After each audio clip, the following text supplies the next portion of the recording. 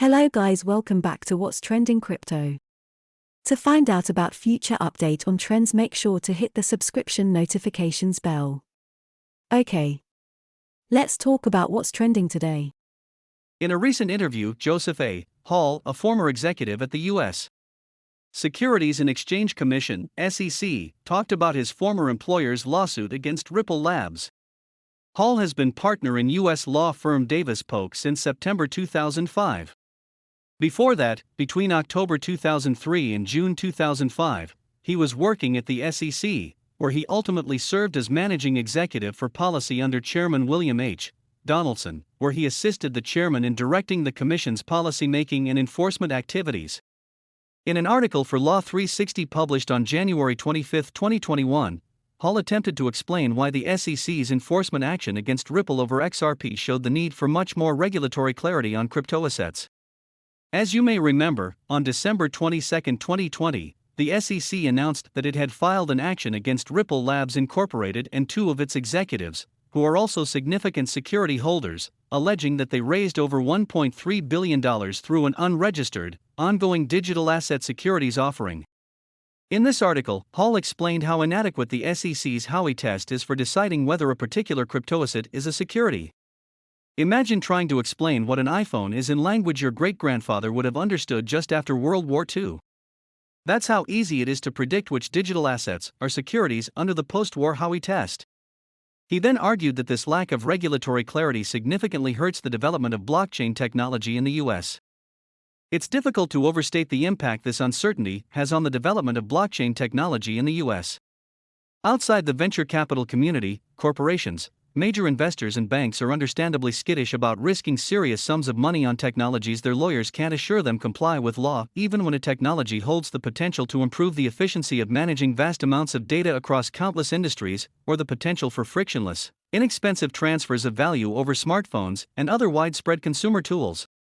As for the SEC's lawsuit against Ripple over the sale of XRP tokens, Hall said that after William Hinman's speech at the Yahoo Finance All Markets Summit in June 2018, where he said that Ethereum, ETH, might have been born a security, but later morphed into a non-security, it was a fair bet that XRP would get the same treatment, i.e. maybe there were some issues with early sales of XRP, but at this point surely XRP itself was in the clear. Hall argued that the SEC's decision to bring an enforcement action against Ripple Labs for ongoing sales of XRP is remarkable on several levels. The timing the day before Clayton stepped down suggests the possibility of a rift among the commissioners as opposed to a case everyone agreed had to be brought immediately in order to avert looming investor harm. Whatever one's views on the merits, before news of the SEC's intentions broke, XRP traded with a market cap in the $25 billion to $30 billion range, meaning that any precipitous action by the SEC would surely result in heavy investor losses. Why on earth did the agency bring a case that was considerably less a slam dunk than its previous crypto enforcement actions? On February 22, as reported by the Daily Hodl, during an interview on the Thinking Crypto YouTube channel, Hall shared his latest thoughts on the SEC's lawsuit against Ripple. Here are a few highlights from his comments about the SEC, Ripple, and XRP. The current U.S. securities laws, which date back to 1934, do not do a good job of regulating cryptoassets since they were not designed with crypto in mind. If a token is declared to be not a security, then there is no investor protection whatsoever, and if it is declared to be a security, then it is regulated out of existence. Therefore, U.S. Congress need to step in to create a different regulatory structure for crypto. As for the SEC's lawsuit against Ripple, Hall said that he is very sympathetic to Ripple's fair notice argument since the Ripple network was operating for years before the last-minute filing of a lawsuit against them. Hall believes that the SEC's entire regulatory project could be basically shut down if they lose on the merits here, and he still thinks there's a pretty good chance that they will lose on the merits. Hall does not expect a tidy resolution of this case over the course of this year, even though settlement is always a possibility. In other trends, Coinbase Wallet adds support for Solana, $SOL, ecosystem and other T. According to the Coinbase blog post, users can now manage their Solana, SOL, and Solana tokens, SPL, alongside their tokens held on all of Coinbase Wallet extensions supported networks, including Ethereum, Avalanche, Polygon, BNB Chain, and many more, which allows users to unlock more of Web3 without needing to manage multiple wallets. Coinbase says that this update makes it easier to keep track of all your crypto across an ever-growing range of supported networks, without the need to manage multiple wallet apps. Furthermore, Coinbase Wallet plans to further integrate with the Solana ecosystem, including the ability for users to connect to Solana dApps, and the ability to view and manage their Solana NFTs directly within their Coinbase Wallet extension. The blog post went on to say that up until now, users who wanted to explore the Solana ecosystem or hold SOL and SPL tokens had to create yet another crypto wallet, manage an additional app or browser extension, and keep track of their assets across multiple surfaces.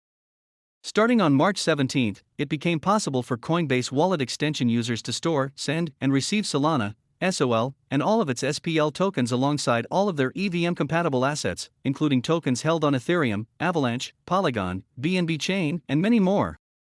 This release makes SOL and SPL tokens available on the browser extension, which means that if you use Coinbase Wallet on both mobile and desktop, you'll only see the SOL and SPL tokens that are in your wallet when using Coinbase Wallet extension.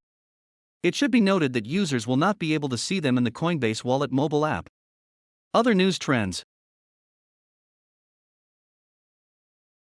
Crypto exchange Binance granted virtual asset license by Dubai.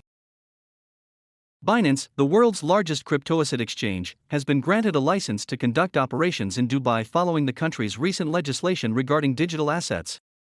According to a report by Reuters, the company announced that it had obtained a virtual asset license from Dubai's recently formed Virtual Asset Regulatory Authority, VARA, allowing the exchange to conduct some of its operations in the region.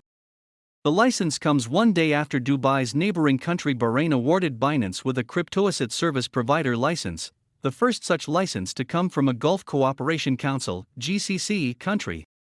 In a statement released following the announcement, Binance said it would be permitted to extend limited exchange products and services to pre-qualified investors and professional financial service providers in Dubai.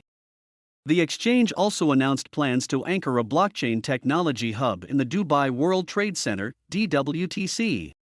The report claims that the United Arab Emirates, UAE, serving as the Gulf region's financial capital, has been working to develop a virtual assets sector and attract business from the growing industry of crypto.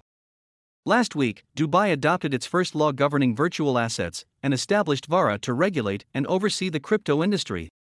In December 2021, Binance announced it was working with the Dubai World Trade Center to establish an international virtual asset ecosystem in the region. Thank you for your time and make sure hit the subscribe button for future update on what's trending.